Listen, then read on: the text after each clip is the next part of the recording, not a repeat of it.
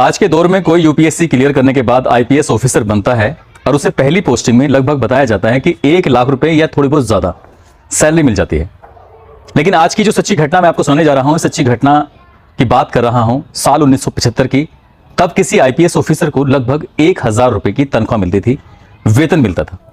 अब 1000 रुपए वेतन मिलता हो और उस दौर में एक साथ 7-8 लाख रुपए अगर आपको लाकर दे दे कोई, तो जाहिर सी बात आपकी किस्मत बदलना तय है। ये आईपीएस ऑफिसर अपनी ईमानदारी का चोला ओढ़े हुए थे। उन्होंने कहा कि मुझे तो पैसे नहीं लेने हैं, लेकिन इसके अलावा चाहे वो एसएचओ हो, चाहे वो डीएसपी हो, एसपी हो, डीआईजी हो या कोई और अधिकारी हो, जिसके पास पैसे पहुंच रहे थे सभी पैसे ले रहे थे। यानी कि पूरा का पूरा थाना, पूरा का पूरा जिला बिक चुका था। महज एक ऑफिसर ऐसा था जो बिका नहीं था। बात प्रदेश के गृह मंत्री से लेकर तमाम बड़े बड़े अधिकारियों, नेताओं तक पहुंच जाती है, लेकिन वो झुकता नहीं है। ऐसा कह सकते हैं जैसे कि आज की तारीख में एक फिल्म आई थी पुष्पा, मैं झुकेगा नहीं साला। वो झुका नहीं, और जो कहानी बन के तैयार हुई वो कहानी वाकई अपने आप में बहुत दिलचस्प है, रोचक है। आदाब, नमस्कार, सत श्री अकाल। मैं उस्मान सैफी। आज की जो सच्ची घटना मैं आपको सुनाने जा रहा हूं, ये सच्ची घटना है गुजरात प्रदेश के एक जिला हुआ करता था उस दौर में, साल 1975 में, खेड़ा, और उसी का एक शहर था आणंद शहर। और उस आणंद शहर में एक तैनाती होती है बतौर एएसपी के रूप में कुणाल किशोर की, जो कि आईपीएस ऑफिसर बन चुके थे। 8 फरवरी 1975 को पहली बार जाकर कुर्सी पे बैठे थे और कमर लगाई ही थी कि एक लड़का रोते हुए आता है। रोते हुए आता है, आके कहता है कि सर, मेरा भाई ना 1 साल से गायब है।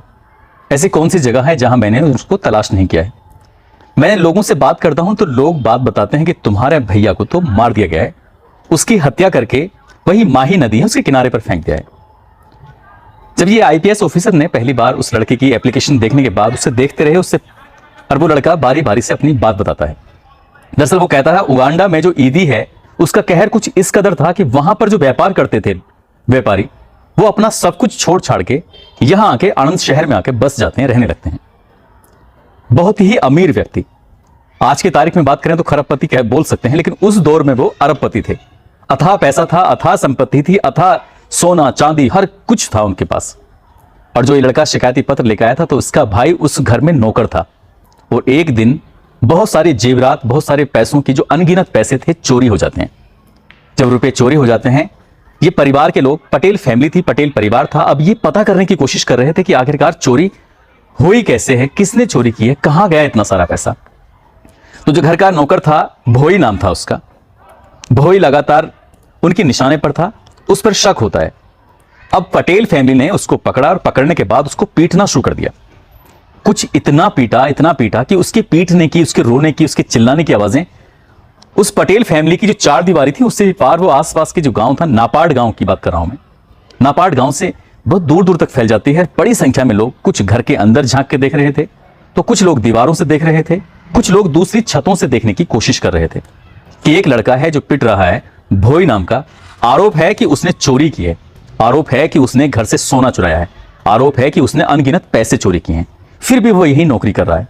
वो पीट रहे थे और लगभग 3 दिन तक उसको ऐसे ही टॉर्चर किया गया, और टॉर्चर करने पर वो मर जाता है। जब मर जाता है तो माही नदी के किसी किनारे पर जाकर उसको दबा के आ जाते हैं। मार पिटाई की बात तो सबको पता थी, लेकिन बात धीरे धीरे करके गांव में, गांव से बाहर और ज्यादा ऐसी बात फैलती चली जाती है। और जब बात फैलती है तो ऐसी बातें कहते हैं कि कत्ल कभी किसी से छुपता नहीं है। वो देर से बेर वो अपना रूप असली वाला दिखाई देता है कि मेरा कत्ल हुआ है, यहां हत्या हुई है, हत्या कभी छिपती नहीं है, ऐसा पुलिस ऑफिसर कहते हैं। और ये भी चर्चाएं धीरे धीरे करके शहर भर में फैल जाती हैं और उसके बाद फिर अधिकारियों में फैल जाती हैं। और जब बात थाने में पहुंचती है तो थाने के जो एसएचओ थे उनकी जेब को ठूस ठूस कर रुपयों से भर दिया गया था। अब उन्हें चोरी का खतरा नहीं था, चोरी हुई सो हुई, लेकिन जो पैसे गए थे उनका था। पैसे चोरी हुई तो उसका नहीं, लेकिन उनका जो हाथ से कत्ल हुआ था, मर्डर हुआ था, उसको लेकर वो टेंशन में आ जाते हैं। इसलिए थानेदार की जेब को ठूस के भर देते हैं। थाने जैसे जेब ठूसी गई थी, थानेदार का मुंह अपना आप ही बंद हो गया था, कह सकते हैं कि सिल गया था। अब बात पता चलती है डीएसपी साहब को, तो डीएसपी साहब का भी मुंह बंद हो गया। बात पता चलती है जिले के एसएसपी साहब को, तो उनका भी मुंह बंद हो चुका था। ऐसा बताया गया कि उनकी भी जेबों में नोट ठूस दिए गए थे। इसीलिए जो उसका भाई था लगातार चक्कर काट रहा था, चक्कर काटते काटते उसका भाई परेशान हो जाता है और इस नए अधिकारी के सामने अपना दुखड़ा रो ही रहा था कि नए अधिकारी ने कहा तुरंत एफआईआर दर्ज करिए। अब कड़क ऑफिसर कुणाल किशोर पहली ही बार में एफआईआर दर्ज कर देते हैं और पटेल फैमिली के 7-8 लोगों के विरुद्ध एफआईआर हो जाती है। और एफआईआर होते ही थानेदार की सबसे पहले हवा खराब हो जाती है। अब क्या करें, क्योंकि नया आईपीएस ऑफिसर, आईपीएस से पंगा कौन लेगा? उसने जो बोल दिया है उसका आदेश को कौन उसकी अवहेलना कर सकता है? अवहेलना हो ही नहीं सकती थी। एफआईआर हो जाती है और उसके बाद फिर यहां से सीधा पहुंचते हैं नापाड़ गांव में, जाकर पटेल फैमिली में दबिश देने की कोशिश कर रहे थे। उससे पहले ही पता चलता है कि जो एसपी साहब का रीडर दरोगा है वो ये सारी बातें उस लड़के की सुन रहा था, क्योंकि रीडर को ही आदेश दिया गया था कि एफआईआर को कराने के आदेश दे दीजिए, एफआईआर कराइए। अब रीडर दरोगा ने जैसे आईपीएस ऑफिसर की बात सुनी तो उसने वहां से हटते ही तुरंत ही पटेल फैमिली को मैसेज भिजवा दिया कि भाई जल्दी से वहां से भाग जाओ, एफआईआर दर्ज हो चुकी है, यदि पकड़े गए तो बात खराब हो जाएगी। क्योंकि पैसे अब उसके पास भी पहुंच चुके थे, वो एएसपी का जो दरोगा था। अब यहां जब पुलिस दबिश देती है, दबिश देने के बाद पता चलता है कि वो लोग भागे हुए हैं, घर में कोई था ही नहीं, महिलाओं से बातचीत करते तो क्या करते। इसलिए इस अधिकारी ने अपने स्तर से जांच करने की तमाम कोशिश की। अब वहां दूसरे दिन तीसरे दिन गांव जाना, वहां देखना, पता करना कि ये पटेल फैमिली कहां है, कहां कहां भागे हुए हैं, उनके बारे में पता करने की कोशिश कर रहे थे। आज की कई जैसा दौर नहीं था कि मोबाइल से कनेक्टिविटी जुड़ जाती है। पहले मोबाइल थे ही नहीं, फोन थे ही नहीं, तो पता कैसे चलता, इसलिए उनका पता निकालना इतना आसान नहीं था। लेकिन जब ये अधिकारी जब गांव में जाते थे तो वहां जाने के बाद लोगों से पूछते थे, और जो लड़के ने बयान दिया, जो लड़के ने एफआईआर के लिए कॉपी दी, वही बातें लोगों के माध्यम से पता चली। लेकिन कोई भी इस पटेल परिवार के खिलाफ मुंह खोलने को तैयार नहीं था, डरे हुए थे इतने बड़े आदमी से। अब कुछ दिन बीतते हैं, नाडियाद के डीएसपी हैं देसाई साहब। अब देसाई साहब हर मर्ज की दबा होते हैं। अब चाहे बात किसी आम पब्लिक की हो या बात पुलिस की हो, इनके पास, देसाई साहब के पास, डीएसपी साहब के पास हर मर्ज की दवा थी। तो ये सीधे फोन करते थे एसपी साहब को, कुणाल किशोर को, बात करने की कोशिश करते थे, लेकिन फोन पे बात नहीं हो पाती थी, मिलते ही नहीं थे। कई बार गए भी उनके ऑफिस में, लेकिन ऑफिस में ही नहीं मिलते थे। पता चलता था कि वो अक्सर जांच में रहते थे। अब एक दिन देसाई साहब जब यहां पहुंच जाते हैं तो उन्हें इत्तेफाक से मिल जाते हैं नए नए युवा आईपीएस ऑफिसर। कहते हैं, सर आपने बहुत छका दिया, कितनी बार चक्कर काटे मैंने, आप मिलते नहीं है। जब भी पता करो पता चलता है कि जांच में गए, जांच में गए, आप ऑफिस में बैठते नहीं है, क्या चक्कर है? कह रहे नई नई जॉब लगी है इसलिए अपने घूमता रहता हूँ, अच्छा लगता है। ठीक है, अच्छा लगता है तो बढ़िया है। किसी भी घटना स्थल पर तब जाया करो जब क्या पूरा मामला ठंडा हो चुका हो। ऐसा ना हो वहां गोली चल रही है, आप वहां पहुंच जाओ तो पता चला कि एक आध गोली तुम्हें भी लग गई। कुछ इसी तरह की लफबाजी कर रहे थे वो। आईपीएस ऑफिसर बोले, भी बात क्या है, आप बताओ। बोले बात कुछ नहीं है, जो नापाड़ का मामला है, पटेल फैमिली के खिलाफ हमने मुकदमा दर्ज करा दिया है, उसी मामले में आया था, सोचा कि आपसे बात कर लूं। वो बेचारे बहुत ज्यादा परेशान हैं, अगर आपको कोई एतराज ना हो तो मैंने उनसे बात कर ली है। वो 50-50 हजार रुपए प्रति सदस्य के हिसाब से 7-8 लोग हैं, वो आपको देने को तैयार हैं। लेकिन मैंने साफ बोल दिया था कि भाई वो 50-50 हजार में नहीं मानेगा, ईमानदार ऑफिसर है, नया अधिकारी है, तो इसलिए 50-50 नहीं, लगभग 1-1 लाख रुपए दो। जब मैंने ये बात बोली तो वो बोले ठीक है, अगर आप कह रहे हैं तो हम 1-1 लाख रुपए भी दे देंगे, लेकिन भैया मेरी शर्त भी यही थी कि मुझे 1 लाख रुपए ऊपर से चाहिए तुम्हारा सेटलमेंट कराने के लिए। तो भाई हम भी अपने 1 लाख रुपए लेके अपने आए हैं, झोला ये रहा, अपने पैसे थामो, एफआईआर दर्ज हो गए सो हो गए, लेकिन इस मामले में आप कोई कार्रवाई मत करो, यानी कि अपनी जांच को ऐसी ठंडे बिस्तर में डाल दो, बाकी हम अपना आप देख लेंगे। ऐसे ही ज्ञान की बात कर रहे थे। बोले भाई मैं ये सब नहीं कर सकता जो आप करने की कोशिश कर रहे हैं। मैंने जो एफआईआर करी है मैं उसमें जांच करूंगा, जांच में जो भी होगा सत्य है उसको सामने लाऊंगा, दोषियों के खिलाफ कार्रवाई की जाएगी। तो बोले देसाई साहब की भाई ऐसा मत करो, आपको 1000 रुपए वेतन मिलता है, जरा सोच के देखो कि 1000 रुपए प्रति माह के हिसाब से आप वेतन उठाते हैं, यदि आपको 7-8 लाख रुपए एक साथ मिल जाए तो वो कितने सालों का आपका वेतन हो सकता है। बस यही बात सोच के उन्हें लगा कि शायद ये बात बता के वो उन्हें आईपीएस ऑफिसर को अपने पक्ष में कर लेंगे, लेकिन वो अपने पक्ष में आए ही नहीं। उन्होंने साफ साफ बोल दिया कि भाई मुझे अपना काम करने दो और तुम भी अपना काम देखो। तब वो जाते जाते बोले कि भाई तुम नए नए अधिकारी आए हो इसलिए ज्यादा जोश है, लेकिन किसी वजह से अगर तुम्हारा मन बदले तो मुझे सूचना भिजवा देना, मैं ये पैसे लेके आपके पास दोबारा जाऊंगा। आपके लिए ये ऑफर हमेशा खुला हुआ है, यदि बात पैसे ज्यादा की है तो मैं और बात कर लूंगा और संख्या बढ़ सकती है। इन्होंने मुस्कुराते हुए कहा कि ठीक है। एक और युवा आईपीएस ऑफिसर जब जांच कर रहे थे तो एक एक पॉइंट को, एक एक सबूत को जुटाने की कोशिश कर रहे थे। उधर पटेल फैमिली अपने बचाव के लिए हर तरह से हर संभव कोशिश में जुटी थी ताकि उनकी जान बच जाए। इसलिए वो नीचे से लेकर उच्च अधिकारियों तक, जहां जहां तक वो जा सकते थे पटेल फैमिली वाले, वहां वहां तक जा रहे थे। एक दिन एक कार्यक्रम चला था। कार्यक्रम के दौरान एक सीट के बराबर में एक सीट थी खेड़ा के एसएसपी की, और वो खेड़ा के जो एसएसपी थे आनंद जिला उसी के अंडर आया करता था। वहां के एसपी होते हैं एसपी झाला। तो एसएसपी साहब बराबर में बैठे युवा आईपीएस ऑफिसर से कहते हैं कि भाई नापाड़ केस में क्या चल रहा है, लाश मिले नहीं और तुमने मुकदमा दर्ज कर दिया, ऐसे कैसे हो सकता है? तो वो कहते हैं कि सर सबके सब लोग भागे हुए हैं, फरार हैं। जिस दिन मुझे पटेल फैमिली का एक भी सदस्य मिल गया तो मिलने के बाद तोते की तरह एक एक बात बताएगा मुझे। जिस दिन भी ये बताएगा कि उन्होंने लाश कहां दबाई है तो देख लें, सबसे पहले मैं आपको फोन करके बताऊंगा कि लाश वहां पर दबाई। इसलिए आप बिल्कुल निश्चिंत रहें, बेचिंता रहें। जब युवा आईपीएस ऑफिसर ने यह बात बोली तो एसएसपी साहब का दम सूख जाता है। दम इसलिए सूख जाता है, बताया जाता है कि वो दरोगा से भर्ती हुए थे और प्रमोशन पाते पाते पाते वो एसएसपी तक की कुर्सी पर जाकर बैठ जाते हैं। इसलिए एक आईपीएस ऑफिसर भाई यूपीएससी की तैयारी करता है, क्लियर करने के बाद तब वहां तक पहुंचता है, और एक दरोगा से प्रमोट पाते पाते, तो इसलिए उन्होंने आपस में एक दूसरे से ज्यादा मुकाबला करने की कोशिश नहीं की। ऐसे ही चलता रहा। एसएसपी बात खत्म हो जाती है, बात पहुंचती है डीआईजी साहब के पास। गांधीनगर की रेंज में ये जिला आया करता था और वहां के डीआईजी हुआ करते थे पीएन राइटर।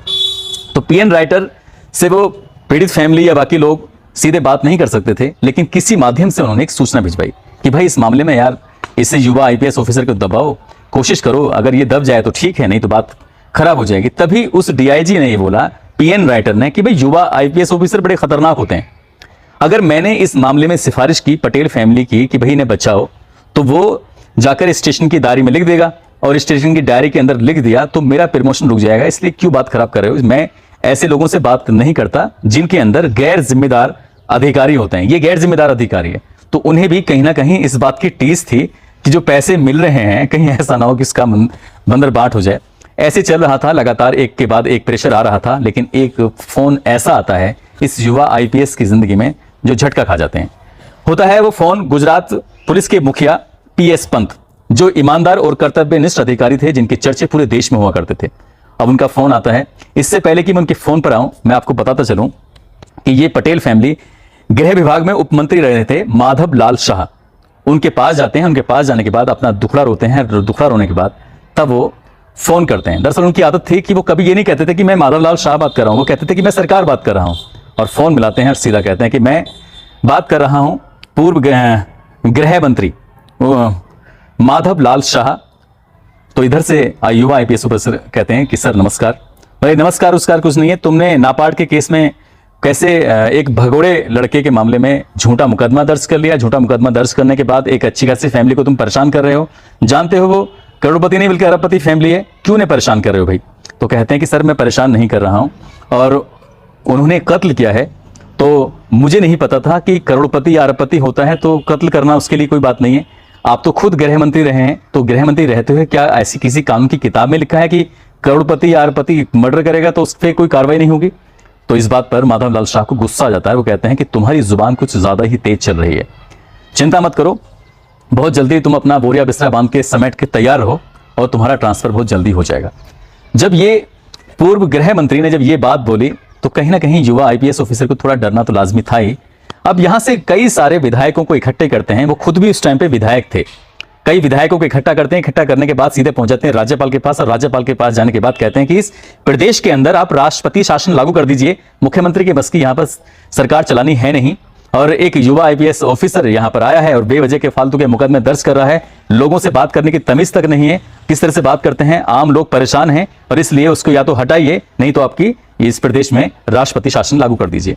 राज्यपाल पूरी बात सुनते हैं। पूरी बात सुनने के बाद ऑर्डर पास करते हैं उस युवा आईपीएस ऑफिसर के तबादले का आदेश हो जाता है, और सीधा ये बात करते हैं फिर गुजरात पुलिस के जो मुखिया होते हैं पीएस पंत को, और उनसे कहते हैं कि इसे पूरा वायरलेस पे चलाइए ताकि और पुलिस अधिकारियों को पता चले कि माधव लाल शाह से किस तरह का पंगा लेना सही नहीं है।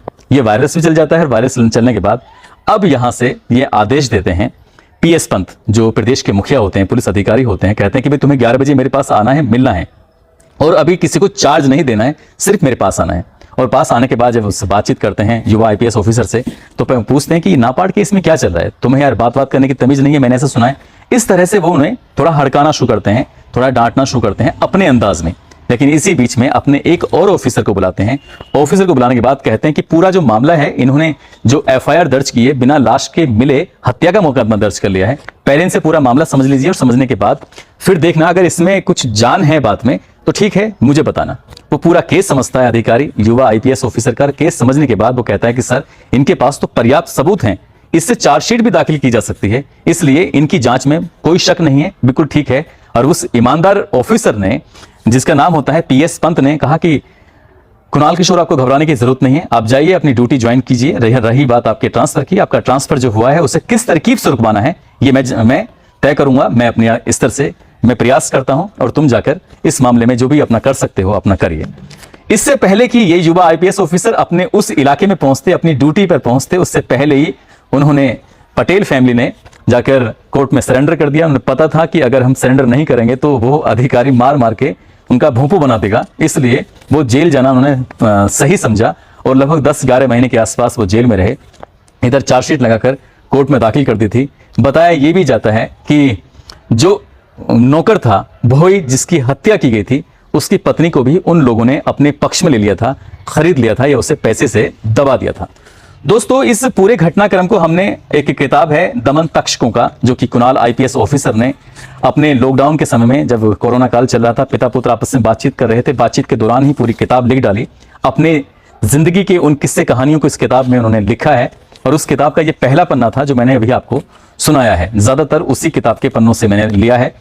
मैंने आज सर से बात की थी, कुणाल किशोर सर से, और उनसे पूछा कि आगे के पन्ने भी क्या मुझे पढ़ने चाहिए कि नहीं पढ़ने चाहिए, तो उन्होंने कहा कि मैं इसका आपको जवाब दूंगा। यदि वहां से मुझे हरी झंडी मिलती है तो गाये बगाए मैं ऐसे ही किस्से आपके सामने लाता रहूंगा कुणाल किशोर सर के, और आपको सुनाता रहूंगा कि उन्होंने कहां कहां पर क्या क्या उन्होंने अपने बेहतरीन काम किया है और आज वो अच्छी खासी जिंदगी जी रहे हैं। सुना है कि वो संत बन गए हैं, एकदम साधु के तरह जिंदगी जी रहे हैं एवं अपनी ईमानदारी के लिए वो आज भी मशहूर हैं। तो दोस्तों, इस पूरे घटनाक्रम को सुनाने का उद्देश्य किसी को परेशान करना नहीं है, किसी का दिल दुखाना नहीं है, बल्कि आपको जागरूक करना है, आपको सचेत करना है। और जाते जाते आज गंगा कुमारी हैं, इनका जन्मदिन है, इनको जन्मदिन की बहुत सारी शुभकामनाएं। साथ ही जीनत कामरान हैं, शिवम मीणा हैं, गुरबचन सिंह हैं, जोशवर सिंह हैं, मोहम्मद असलम, रामलाल प्रजापत हैं, आसिफ खान हैं, अनुष्का हैं मथुरा से, बेचू कुमार हैं, रूप कुमार, विशाल सिंह गौतम हैं, नितिन सलीम अहमद हैं, गणेश कुमार हैं, साजिद सैफी हैं रामपुर से, देवराज यादव हैं झारखंड से, अजीत कश्यप हैं गुन्नौर से, लोकेंद्र बघेल हैं हाथरस से। इन लोगों ने नाम लेने की अपील की थी। आप सब लोग अपना ख्याल रखें, सुरक्षित रहें। जय हिंद, जय भारत।